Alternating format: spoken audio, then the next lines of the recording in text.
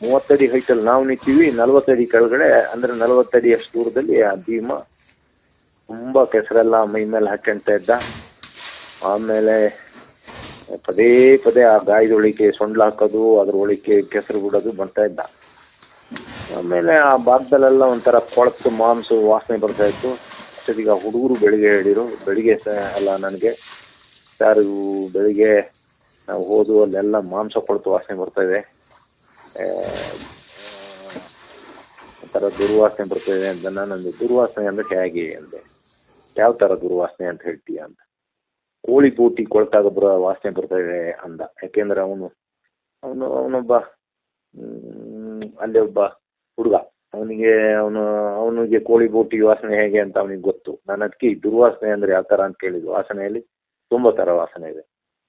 ಆಮೇಲೆ ನಾವು ಅಲ್ಲಿ ನಿಂತಾಗ ಒಂದು ಸ್ವಲ್ಪ ವಾಸನೆ ಬಂತು. ಭೀಮ ಚೆನ್ನಾಗೇ ಇದ್ದಾನೆ, ಇಲ್ಲ ಅಂತಲ್ಲ, ಆದರೆ ಅಲ್ಲಿ ಕೊಳತು ಸುರಿತಾ ಉಂಟು, ಅದು ಕ್ಯೂ ಬರ್ತಾ ಇದೆ. ಅಲ್ಲಿ ಹೋದಲ್ಲೆಲ್ಲ ವಾಸನೆ ಬರ್ತದೆ. ಆಮೇಲೆ ಭೀಮ ಸಿಕ್ಕಾಬಟ್ಟೆ ಕೆಸರು ಹಾಕ್ಕೊಂಡ. ನಾವು ನೋಡಿದ್ವು ಭೀಮ ಸ್ವಲ್ಪ ವೀಕು ಆಗಿದ್ದಾನೆ, ಆ ಬಾಡಿ ಇಲ್ಲ ಈಗ.